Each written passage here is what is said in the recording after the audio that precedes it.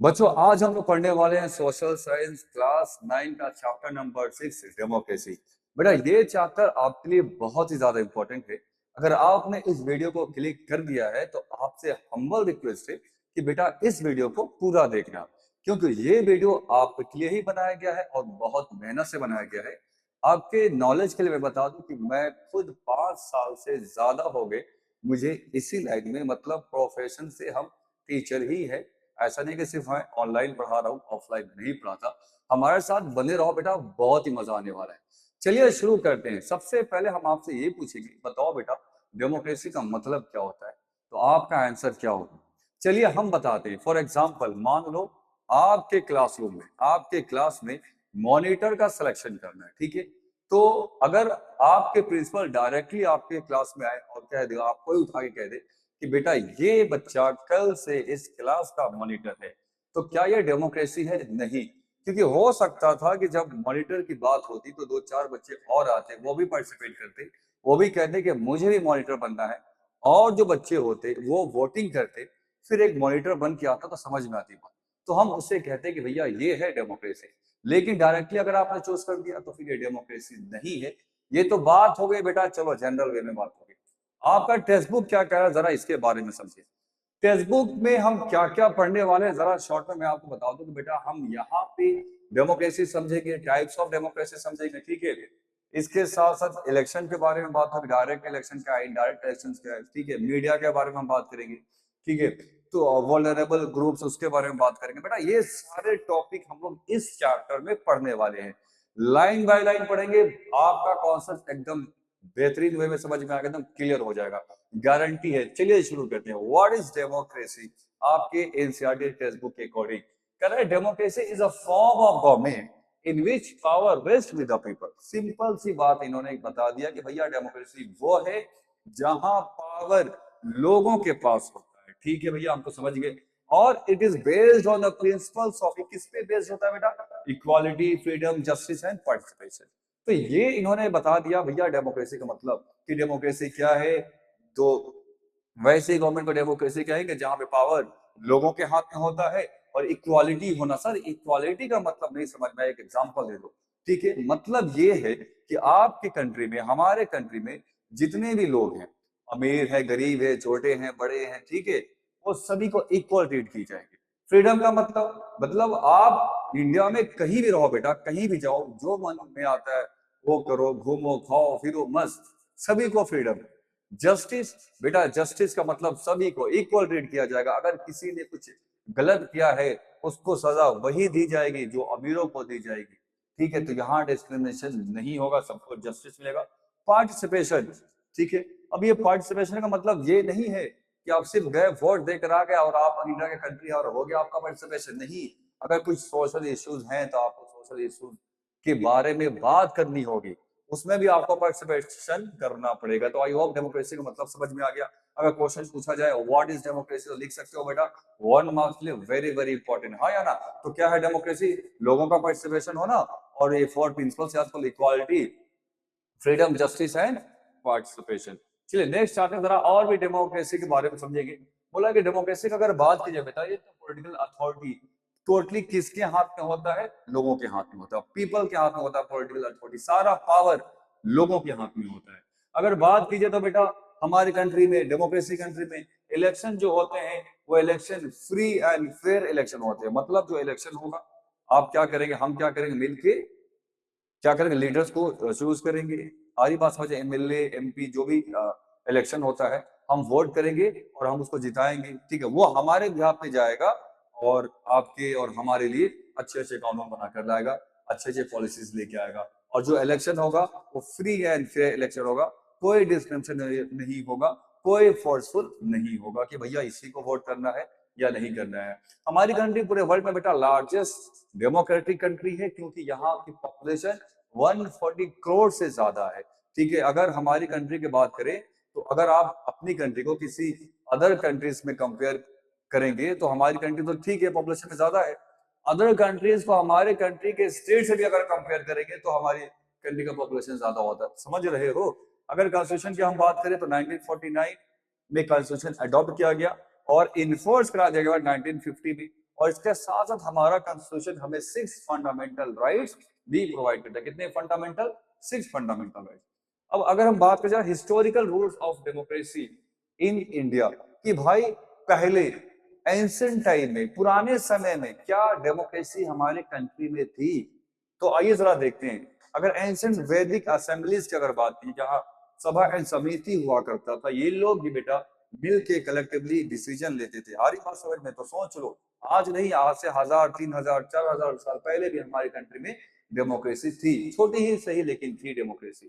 ठीक है। ऋग्वेदा की अगर बात कीजिए तो बेटा यहाँ भी वही मिलता है कि हाँ, उस वक्त के लोग भी आपस में मिलकर कंसल्ट करते थे। ठीक है।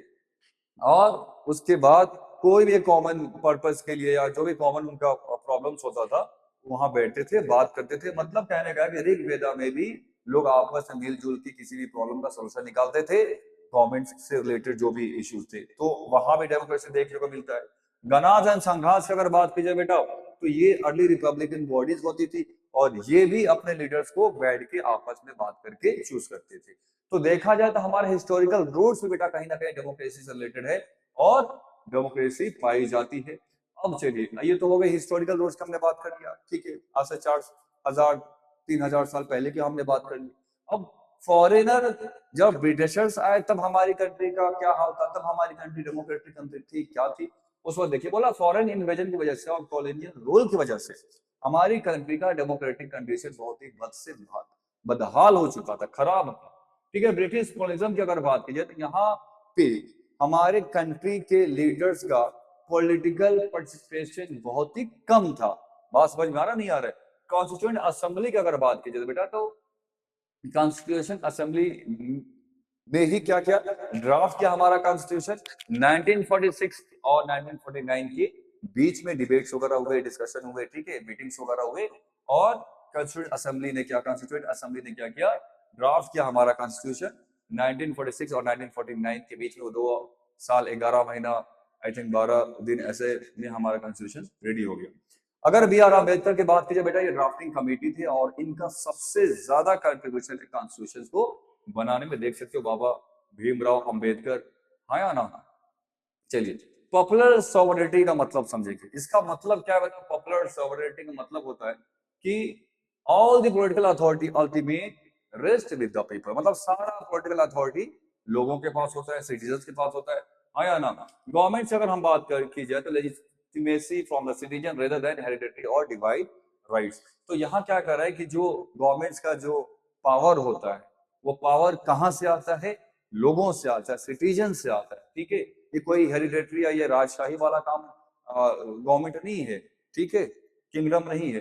यूनिवर्सल एडल्ट फ्रेंचाइजी की अगर बात की जाए बेटा, तो यहाँ पे हर एक इंडियंस को, मेल हो या फीमेल हो, उनकी उम्र अगर 18 साल है या उससे ज्यादा है तो उनको ये राइट्स है कि वो जाके वोट कर सकते हैं। वो अपने अकॉर्डिंग उनके जो भी पसंदीदा लीडर्स को उसको वोट कर सकते हैं। रूल ऑफ लॉ का मतलब क्या होता है कि बेटा, लॉ सभी के लिए बराबर है, लॉ से कोई भी ऊपर नहीं है। Rule of law means everyone is subject to the same laws without expectation. हर लोग, हर एक इंसान सेम है, उससे बड़ा कोई नहीं है, अंबानी हो या एक बहुत ही छोटा, बहुत ही गरीब इंसान हो। अगर डिस्प्यूट कुछ हो गया बेटा, तो वो डिस्प्यूट को सॉल्व करने के लिए जो लीगल प्रोसीजर है वही फॉलो किया जाएगा, सभी के लिए फॉलो किया जाएगा। ठीक है। सिक्योर की अगर बात करें, जस्टिस की अगर बात कीजिए, तो अकाउंटेबिलिटी होते हैं हमारे लीडर्स, जिसकी वजह से पब्लिक का उन पे ट्रस्ट और उन पे भी होता है, हमारे इंस्टीट्यूशंस पे भी होता है। ये तो बात हो गई। इक्वालिटी बिफोर लॉ मतलब ensure identical legal treatment for all the person regardless of the status. यहाँ पे गरीब, अमीर, छोटा बड़ा कुछ नहीं देखा जाता है, सभी को इक्वल ट्रीट किया जाता है। और ये बात समझ में, equal protection of law, law सभी को इक्वली प्रोटेक्ट करेगा, है ना? वो किसी भी इंसान की, मतलब किसी भी इंसान छोटा बड़ा वाली बात नहीं है, सबको इक्वल प्रोटेक्शन मिलेगी। प्रोसीजर एस्टैब्लिश बाय लॉ की अगर बात कीजिए तो भैया, अगर कुछ मतलब मान लो आपने कुछ गलत कर दिया है, ठीक है, या किसी ने भी कुछ गलत कर दिया, तो भैया जो प्रोसीजर है वो प्रोसीजर के बाद ही ये डिसाइड किया जाएगा कि वो इंसान गलत है या सही है। गलत है तो उसको पनिश भी किया जाएगा। अब हम बात करते हैं फंडामेंटल राइट्स की बात करें। किसकी बात करें? Fundamental rights. चलिए, सबसे पहले हम बात करें राइट, चलो यहाँ से स्टार्ट करते हैं। Fundamental rights protect freedom and dignity. ठीक है। प्रोटेक्ट फ्रीडम एंड डिग्निटी कौन देता है? ये फंडामेंटल राइट देता है आपको, डिग्निटी आपको फ्रीडम देता है, हाँ या ना? सेकंड आता है right to equality prevent discrimination. आप हमारे कंट्री इंडिया में हैं, तो इसका मतलब ये नहीं है कि किसी के साथ डिस्क्रिमिनेशन किया जाए, सभी को इक्वल ट्रीट किया जाएगा, किसी के साथ कोई डिस्क्रिमिनेशन नहीं होगा। अनटचेबिलिटी, आर्टिकल 14 टू 18 के अकॉर्डिंग अनटचेबिलिटी को क्राइम माना जाता है बेटा, समझ में आया नहीं यार? अगर आपने कभी अनटचेबिलिटी का करके भेदभाव कर दिया तो भैया उठा के आपको जेल में डाल दिया जाएगा, आप जेल चले जाओगे। नेक्स्ट आती बात right to freedom, guarantee speech, assemblies, movement, protection, हाँ या ना? तो ये राइट दिया जाता है कि भाई आप गवर्नमेंट के फेवर में या गवर्नमेंट के अगेंस्ट आप बोल सकते हो अगर कुछ गलत हो रहा है, ठीक है? आप असेंबल हो सकते हो, आप मूवमेंट कर सकते हो, है ना? तो ये सारी चीजें आपको फंडामेंटल राइट्स ही देता है। राइट अगेंस्ट एक्सप्लॉयटेशन का मतलब है कि प्रोहिबिट करता है ह्यूमन ट्रैफिकिंग, ठीक है? इंसानों का लेन देन खरीद नहीं कर सकते, खरीद बिक्री नहीं हो सकता।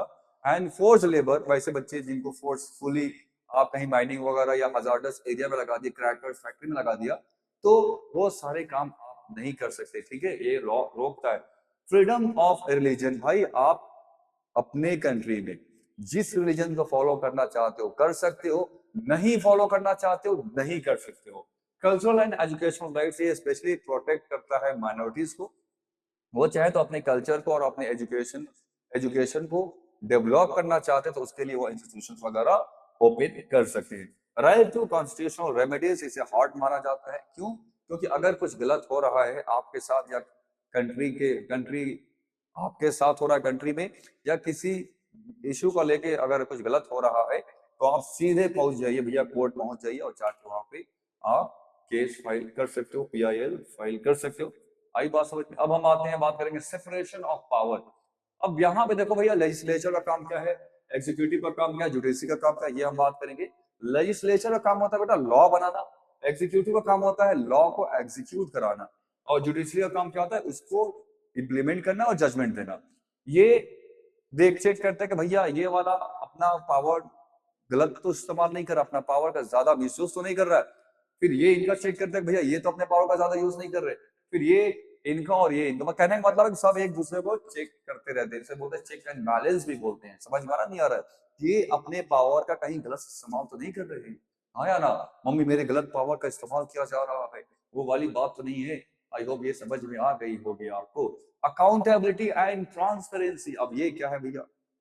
अकाउंटेबल कौन होगा, अकाउंटेबिलिटी किसकी होगी, कौन जिम्मेदार होगा? भाई जिसकी गवर्नमेंट होगी वही जिम्मेदार होगा। क्वेश्चन कौन पूछेगा?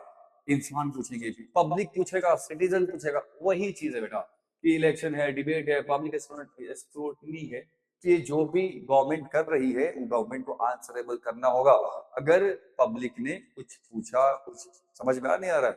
ठीक है। राइट टू इंफॉर्मेशन एक्ट का मतलब ये होता है कि भाई अगर पब्लिक आपसे, गवर्नमेंट से अगर कुछ इंफॉर्मेशन चाहती है, रिक्वेस्ट इंफॉर्मेशन चाहती है, आपने कुछ रिक्वेस्ट किया, कुछ इंफॉर्मेशन लेना चाहती है, तो भैया आपको देना पड़ेगा RTI एक्ट के अकॉर्डिंग।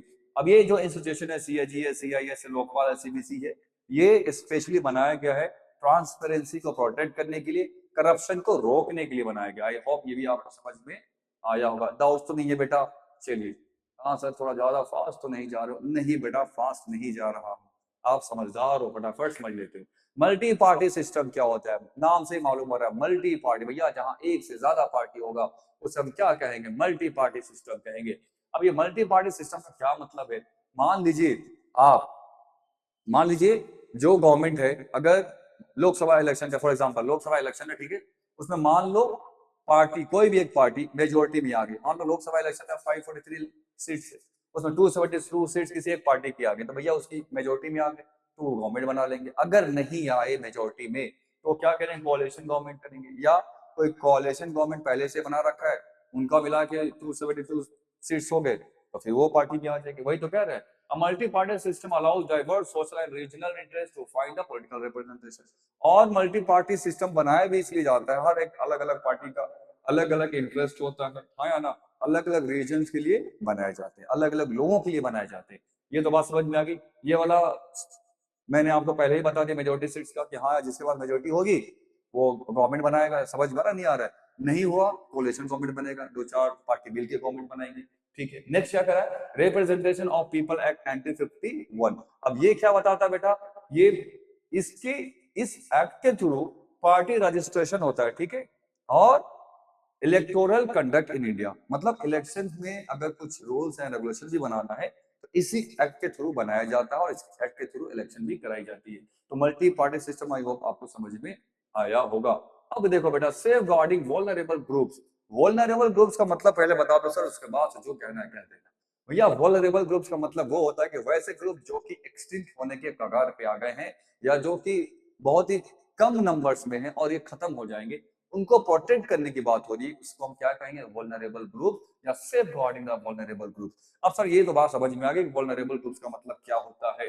ठीक है, democracy must be inclusive and actively protect historically disadvantage social groups. इनको प्रोटेक्ट करने की बात हो रही है, इन्हें डेवलप करने की बात हो रही है। आर्टिकल 46 क्या कहता है कि भाई उन्हें प्रमोट करो एजुकेशनल और इकोनॉमिकल या इकोनॉमिक इंटरेस्ट के, उन्हें प्रमोट करो, उनको डेवलप करो, उनको ऐसा कुछ स्किल्स लेके आओ, रिजर्वेशन लेके आओ, दो कि वो धीरे धीरे वो आगे बढ़े, वो भी पैसे वाले हो जाए, वो भी पढ़े लिखे बन जाए, तो उन्हें प्रोटेक्ट करने की बात होती है। अफर्मेटिव एक्शन का मतलब क्या होता है कि सिर्फ जो वल्नरेबल ग्रुप्स है उनके लिए कुछ अच्छे से वेलफेयर स्किल्स लेके आओ, उनको रिजर्वेशन दो ताकि वो भी आगे बढ़े, उसे हम बोलेंगे अफर्मेटिव एक्शन।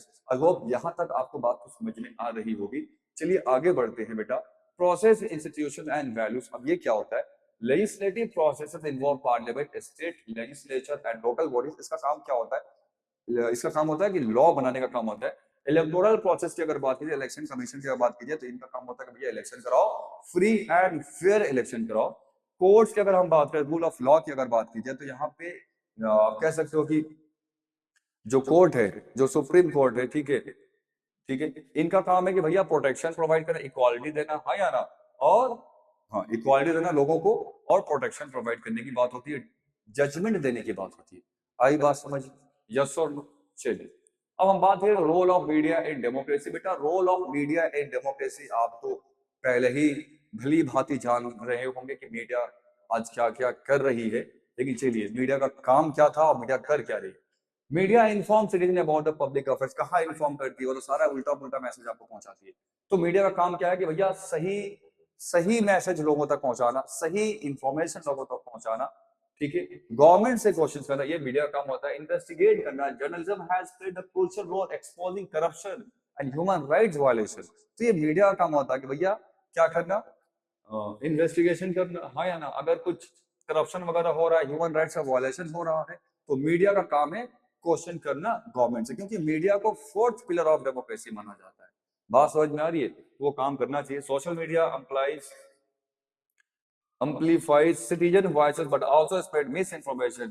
ठीक है, तो अगर सोशल मीडिया का अगर बात कीजिए तो बेटा इनका काम क्या होना था कि जनता की, पब्लिक की बातों को कहां तक पहुंचाना, पीएम तक पहुंचाना, गवर्नमेंट तक पहुंचाना, हाँ या ना, मिस इन्फॉर्मेशन नहीं पहुंचाना या नहीं देना लोगों तक। लेकिन आज ऐसा हो रहा है, नहीं हो रहा है, सब गलत हो रहा है, जो कि जो मीडिया का काम है करना चाहिए वो नहीं कर रही है। चलिए आगे बढ़ते हैं। अब हम बात करें बेटा टाइप्स ऑफ डेमोक्रेसी। तो यहाँ देखो दो तरह का डेमोक्रेसी, एक डायरेक्ट डेमोक्रेसी है और एक इनडायरेक्ट डेमोक्रेसी है। डायरेक्ट डेमोक्रेसी में क्या होता है बेटा, यहाँ पे सिटीजन डायरेक्टली पार्टिसिपेट करते हैं डिसीजन लेने में, ठीक है, हाँ या ना। और ये पॉसिबल कहाँ है, छोटे कंट्रीज में पॉसिबल है, बड़े बड़े कंट्रीज में ये पॉसिबल बिल्कुल ही नहीं है। हमारी कंट्री की अगर बात कीजिए तो इनडायरेक्ट डेमोक्रेसी है, रिप्रेजेंटेटिव डेमोक्रेसी आप जिसे कहते हैं। पीपल इलेक्ट करते हैं अपने रिप्रेजेंटेटिव को, अपने एमपी को, अपने एमएलए को, वो जाते हैं उनके बिहाफ पे फिर काम करते हैं। People do not directly govern, बड़ी कंट्री है बेटा, ये डायरेक्टली हो नहीं सकता। इलेक्शन होता है, हाँ या ना, और गवर्नमेंट अकाउंटेबल होती है पीपल्स का, गवर्नमेंट को आंसर करना पड़ेगा पीपल का। फॉर एग्जाम्पल इंडिया, यस और नो, यस। अब पार्लियामेंट्री डेमोक्रेसी, अब इसमें दो तरह के, दो पार्ट्स हो गए बेटा, इसमें दो टाइप्स, रिप्रेजेंटेटिव में पार्लियामेंट्री डेमोक्रेसी, प्रेसिडेंशियल डेमोक्रेसी। अब पार्लियामेंट्री डेमोक्रेसी की अगर बात कीजिए तो यहाँ एग्जीक्यूटिव और लेजिस्लेचर दो भी एक ही पार्ट होते हैं, अकाउंटेबिलिटी होती है लेजिस्लेचर की, ठीक है। अब लेजिस्लेचर क्या है, एग्जीक्यूटिव क्या है, मैं ऑलरेडी एक्सप्लेन करते हुए आ रहा हूँ, ठीक है। और एग्जांपल के लिए इंडिया एंड कनाडा है। यहाँ प्रेसिडेंशियल डेमोक्रेसी की अगर बात की जाए बेटा तो यहाँ पे इंडिपेंडेंट होता है, इलेक्टेड होते हैं पीपल्स के द्वारा, पीपल इलेक्ट करते हैं। अकाउंटेबिलिटी होती है प्रेसिडेंट की लोगों के द्वारा, मतलब अगर कुछ गलत हो रहा है तो प्रेसिडेंट को आंसर तो करना पड़ेगा। और यूनाइटेड स्टेट्स ऑफ अमेरिका इसका एग्जांपल है। आई होप यहाँ तक आपको बात को समझ में आ गई होगी। चलिए आगे हम बढ़ते हैं। Democracy in practice, India living democracy. तो अगर डेमोक्रेसी की बात कीजिए बेटा, थ्री टीयर ऑफ गवर्नमेंट है हमारे कंट्री, मतलब सेंट्रल गवर्नमेंट, स्टेट गवर्नमेंट और लोकल गवर्नमेंट पाया जाता है। ठीक है, सभी का अलग अलग पावर गिवन है, वो अपने पावर का सही इस्तेमाल करते हैं, गलत इस्तेमाल नहीं करते, और अपने एरिया को, अपने स्टेट को, अपने कंट्री को, अपने पंचायत को डेवलप करने की बात करते हैं, डेवलप करते हैं। ठीक है, यहाँ पे अगर देखा जाए तो बेटा, India democracy is notable for massive voter participation and multilingual electoral administration। तो यहाँ पे पॉपुलेशन ज्यादा है और सभी अपना वोट करके लीडर्स को चूज करते हैं। कुछ स्पेशल प्रोविजन गिवन है, ठीक है, और ट्राइबल लोगों को, ठीक है, ट्राइबल लोगों के लिए कि उनके कस्टम्स को, उनको कल्चर्स को, और उसके साथ और एजुकेशनल उन्हें प्रमोट किया जाए, आगे बढ़ाया जाए। तो ये है इंडिया ऑफ लिविंग डेमोक्रेसी के बारे में। ठीक है, अब हम बात करेंगे democracy at the grass root. Case study है ये, इंपॉर्टेंट है। अब democracy at the grass root का मतलब क्या होता है कि भाई डेमोक्रेसी सिर्फ कैपिटल सिटी और सिर्फ दिल्ली में और कुछ स्टेट्स में ही नहीं, गांव तक भी डेमोक्रेसी है, इसे हम बोलेंगे डेमोक्रेसी ग्रास रूट। ठीक है, तो केस स्टडी क्या है, जेठीपुरा ग्राम पंचायत के जो लोग थे, इन लोगों ने क्या किया, पार्टिसिपेशन के थ्रू स्पेशल ग्राम सभा किए और वोमेन्स का मीटिंग किए। इससे क्या हुआ कि डेमोक्रेसी, इससे क्या हुआ कि लोगों के पार्टिसिपेशन, लोगों मीन्स वोमेन की पार्टिसिपेशन से वहां पे और भी ज्यादा डेवलपमेंट होना शुरू हो गई। साउथ मनु बंकुल की अगर बात करें तो वोमेन एम्पावरमेंट की अगर हम बात करेंगे तो livelihood and community health for recognition के लिए वहां पे वोमेन ने, मतलब वोमेन का एम्पावरमेंट, और वोमेन के एम्पावरमेंट के साथ साथ लाइवलीहुड का, और उसके साथ साथ वहां की कम्युनिटी की, उसके साथ कम्युनिटी के हेल्थ का, इन लोगों ने क्या किया, पार्टिसिपेशन करके वहां के सारे प्रॉब्लम को सॉल्व किया। These examples show how the local democratic engagement makes governance more responsive and inclusive। तो ऐसे करके भैया डेवलपमेंट हो सकता है, सिर्फ सेंट्रल और स्टेट से नहीं, साथ साथ ये ग्राम पंचायत, जेठीपुरा जैसे ग्राम पंचायत में लोगों ने, जैसे वोमेन ने स्पेशली जैसे किया, और वहां के पार्टिसिपेशन से जैसे वो गांव डेवलप हो रहा है। यहाँ साउथ मनु बंकल की अगर बात की, जैसे वोमेन्स को एम्पावरमेंट किया उनके लाइवलीहुड के लिए, उस कम्युनिटी के हेल्थ के लिए, तो वैसा ही अगर पूरे कंट्री में किया जाए तो और भी ज्यादा हमारी कंट्री ग्रो होगी, स्ट्रॉन्ग होगी। Challenges to democratic practices in India, क्या क्या चैलेंजेस है? सबसे बड़ा जो चैलेंजेस है वो इलिटरेसी है, क्योंकि इलिटरेसी होने की वजह से लोगों को पता ही नहीं चलता वहां के प्रॉब्लम्स के बारे में, और वो सही डिसीजन भी नहीं ले पाते। पॉवर्टी और inequality reduce the meaningful participation. अब पॉवर्टी की वजह से और इनइक्वालिटी होने की वजह से, ठीक है, इनइक्वालिटी और पॉवर्टी की वजह से उनको पता ही नहीं होता कि क्या करना है, हाँ या ना, मतलब समझ में आ रहा नहीं आ रहा है, उनका पार्टिसिपेशन ही नहीं हो पाता है, छोड़ो वोट नहीं करना है, छोड़ो मुझे इस इश्यू प्रॉब्लम में नहीं पड़ना है, वैसा हो रहा है बेटा। Meaningful participation and increase vulnerable to vote inducement. हरी बात में वो सारी पार्टिसिपेशन कम हो जा रहा है because of poverty and inequality की वजह से। फेक न्यूज की अगर बात की जाए, मिस इन्फॉर्मेशन की वजह से, फेक न्यूज की वजह से, डिजिटल प्लेटफॉर्म की वजह से लोगों का ट्रस्ट सोसाइटी में नहीं हो रहा है। सिविक अपैथी क्या होता है कि मतलब कि ये वैसे लोग आएंगे जिनको अपने कंट्री के इश्यूज से कोई मतलब नहीं है, उनको वोटिंग से कोई मतलब नहीं है, उनको किसी से कुछ मतलब नहीं, उसे बोलेंगे सिविक अपैथी, को किसी अपने कंट्री से कुछ लेना देना ही नहीं है। तो सबसे बड़ा चैलेंज है, सबसे बड़ा प्रॉब्लम हमारी कंट्री फेस कर रही है practice in challenges to democratic practice in India. तो ये सारे बड़े बड़े चैलेंजेस है, प्रॉब्लम्स है, जो कि हमारे कंट्री में आज भी है। अब ये सॉल्व कब होंगे पता है। Women and democratic participation in India, women का हमारे कंट्री में क्या पार्टिसिपेशन है, जरा इसको भी देख लिया जाए। देखो, यूनिवर्सल एडल्ट फ्रेंचाइजी, जैसे ही हमारे कंट्री में कॉन्स्टिट्यूशन बना, जब कॉन्स्टिट्यूशन बना तो मेन के साथ साथ हमने क्या किया, वो हमने बोले तो कॉन्स्टिट्यूशन ने क्या किया, वोमेन को भी इक्वल पार्टिसिपेशन दे दिया कि ठीक है भैया तुम भी जाओ, बटन दबा के आ जाओ, यस और नो। और उसके साथ साथ भी वोमेन आज भी सोशल बैरियर की वजह से, representation despite legal voting equality and rights, आज भी सोशल बैरियर्स होने की वजह से वोमेन्स को पॉलिटिकली अगर देखा जाए तो पॉलिटिकल लीडर्स नहीं है, बहुत कम है, हाँ या ना, और उनकी अगर वोटिंग की बात की जाए तो वो भी कम है। हमारी बात में क्या क्या रहा है कि women still face social barriers limiting representation despite legal voting equality and rights. भैया दे तो दिया गया है, लेकिन सोशल मेरिट्स की वजह से आदमी बाहर नहीं आ पाते, ना वोट कर पाती, ना अपनी राइट को पहचान पाती है, समझ पाती।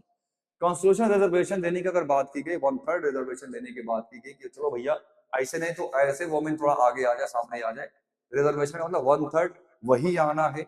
उसके बाद भी थोड़ा धीरे-धीरे आप कह सकते हो कि हाँ, डेवलपमेंट हो रहा है। Constitutional reservation ensure at least 1/3 women's representation in panchayat and municipalities. तो 1/3 यहाँ पंचायत जो गाँव में की अगर बात की तो पंचायत है, म्युनिसिपैलिटीज की अगर बात की तो अर्बन एरियाज में, तो 1/3 यहाँ पे सीट्स उनको दी जा रही है कि भैया अब तो पार्टिसिपेट करो, अब तो आगे बढ़ो। आई बात समझ में? तो women and democratic participation in India is very very important, इनके बगैर कोई काम नहीं हो सकता। ठीक है। Responsibility of young citizen. अब यंग सिटीजन आपका क्या रेस्पॉन्सिबिलिटी है? आप तो कहोगे सर हम तो अभी 18 से कम के हैं, तो भैया हम क्या करें? करोगे बेटा। Young citizens should read newspaper and watch news critically to stay informed. आपको न्यूज़पेपर पढ़ना चाहिए, ठीक है, और आपको अवेयर होना चाहिए सही न्यूज से। कोई भी उल्टे पुल्टे न्यूज को मान नहीं लेना है, ठीक है, ये आपकी जिम्मेदारी है। Use social media responsibly by verifying fact before sharing the debating online, ठीक है।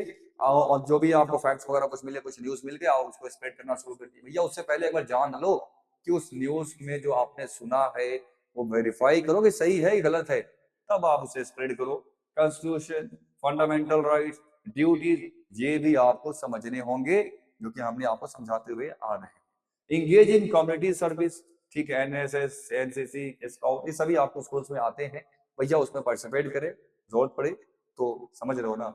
हाँ, चलिए। इमरजेंसी का हम बात करेंगे भैया, 1975 से लेके 77, 75 में इमरजेंसी लग गया, 2 साल तक इमरजेंसी लगा था। अभी इमरजेंसी क्या है सर, सुन लो। इमरजेंसी में क्या होता है कि सारे फंडामेंटल राइट को सस्पेंड कर दिया जाता है। जो 6 फंडामेंटल राइट्स आपको मैंने बताया है, वो यहाँ सस्पेंड हो जाएगा, हाँ या ना? जब वो सस्पेंड हो गया तो सारा रिस्ट्रिक्शन हट जाएंगे ना। मतलब आपके जो फंडामेंटल राइट्स थे, जो आपके पावर थे, और पावर ही ले लिए गए, तो आप कुछ कर सकते हो, आप कुछ नहीं कर सकते। समझ में नहीं आ रहा? तो वो हुआ। सेंसरशिप लगा देंगे, प्रेस सेंसरशिप, कि भाई आप गवर्नमेंट के अगेंस्ट कुछ भी नहीं छाप सकते। बात समझ में आ रहा है? और जो पॉलिटिकल ऑपोजिशन लीडर्स है उनको अरेस्ट कर लिया गया, ये भी गलत था। पॉपुलर रेसिस्टेंस की होने की वजह से 1977 में इलेक्शन होता है, इलेक्शन होना था, इमरजेंसी लगा था, और उसमें डेमोक्रेटिक गवर्नेंस डेमोन्स्ट्रेटिंग सिटीजन। तो जाहिर सी बात है, फिर लोगों ने क्या किया, 1977 में दिखा दिया भैया अपना पावर, कि देखो ये कंट्री डेमोक्रेटिक कंट्री है, जो गवर्नमेंट ने इमरजेंसी लगाया था उसको उखाड़ के फेंक दिया। चलिए आगे बढ़ते, समरी जरा पढ़ ले before we move on. Democracy enables people to participate in decision making beyond the election and institution। Already मैंने सब कुछ यहाँ हम लोग डिस्कस कर चुके हैं।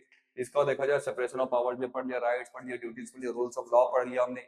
Citizen strength, democracy through civic awareness होना चाहिए, responsible media use, active engagement, ये सारे टॉपिक हम लोगों ने बेटा कवर कर रखे हैं।